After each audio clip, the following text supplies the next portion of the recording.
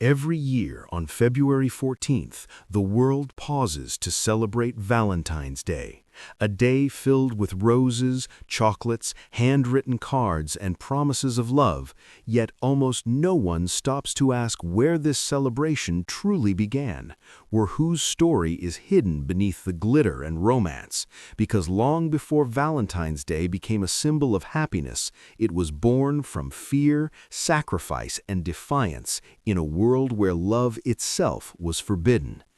To understand the real story, we must travel back nearly 1,700 years to ancient Rome, an empire built not on emotion or compassion, but on discipline, conquest, and absolute power, a place where the needs of the state always came before the needs of the heart.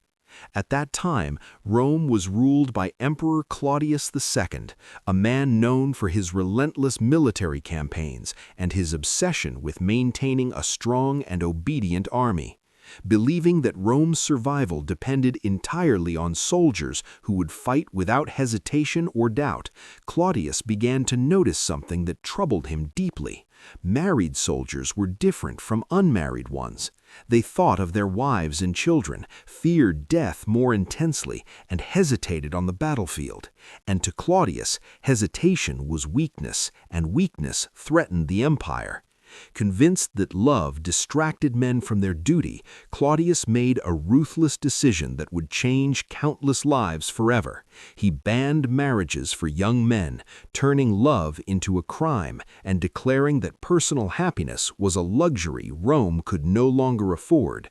With a single decree, couples were forced apart, dreams were destroyed, and fear spread through the streets of Rome as lovers were made to choose between obedience to the emperor and loyalty to their hearts. In this dark and oppressive world lived a humble Christian priest named Valentine, not a warrior or a politician, but a man of quiet faith who believed that love was sacred, that marriage was a holy bond blessed by God, and that no emperor, no matter how powerful, had the right to control it. As the marriage ban took effect, young couples began seeking Valentine in secret, meeting him under the cover of night, whispering their vows with trembling voices, fully aware that discovery could mean imprisonment or death. Valentine listened to their fears, their hopes, and their love, and despite understanding the danger, he chose to act, believing that love was worth any risk. In hidden rooms and silent corners of the city, Valentine secretly performed wedding ceremonies with no celebrations, no witnesses, no music, only whispered promises and joined hands, each marriage becoming an act of courage and quiet rebellion against tyranny. For a time, Valentine's actions remained hidden, but Rome was an empire built on control and surveillance, and secrets rarely survive long. Rumors began to spread of a priest who defied the emperor's command, and eventually Roman soldiers uncovered the truth. Valentine was arrested under the cover of darkness, dragged through the streets of Rome, and accused of disobeying the emperor, supporting forbidden marriages, and spreading Christianity, crimes that carried the ultimate punishment. According to legend, Valentine was brought before Emperor Claudius himself, where instead of begging for mercy, he spoke calmly and boldly about love, faith, and humanity, telling the emperor that love did not weaken people, but made them brave, compassionate, and strong. Some accounts suggest Claudius was briefly impressed, even conflicted, but an empire ruled by fear could not tolerate defiance, and Valentine was sentenced to prison to await execution. While imprisoned, Valentine met the jailer's daughter, a young woman described in some legends as blind and in others as simply lonely, curious about the man whose faith could not be broken.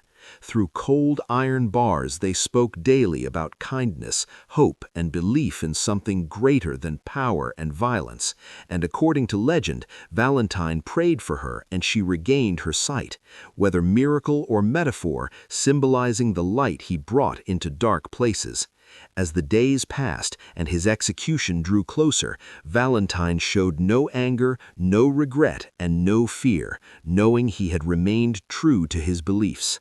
On the night before his death, Valentine wrote a final letter to the jailer's daughter, a simple message filled with warmth and gratitude, signing it with words that would echo through history, "From your Valentine." On February 14th, around the year 269 AD, Valentine was executed, not for violence, hatred, or betrayal, but for choosing love in a world ruled by fear. His death was quiet, his burial simple, and Rome moved on. Yet his story did not fade. Over centuries, the Christian Church honored him as Saint Valentine, remembering him as a martyr who sacrificed his life for love and faith. And during the Middle Ages, poets and writers connected his name with romance, believing February 14th marked the season when birds chose their mates, slowly transforming a story of tragedy into one of love. What began as an act of defiance against an emperor evolved into a global celebration where letters replaced courage, flowers replaced sacrifice, and tradition replaced danger. Yet beneath every card, every rose, and every Valentine's message lies the legacy of a man who believed love was worth dying for. Valentine's Day is not merely about romance or gifts. It is a reminder that love has always required bravery, that choosing connection over control is a timeless act of resistance, and that even in the darkest times, one person's belief in love can echo through history. Valentine did not die for chocolates or celebration. He died for love itself. And that is the real, complete, and deeply human story behind Valentine's Day.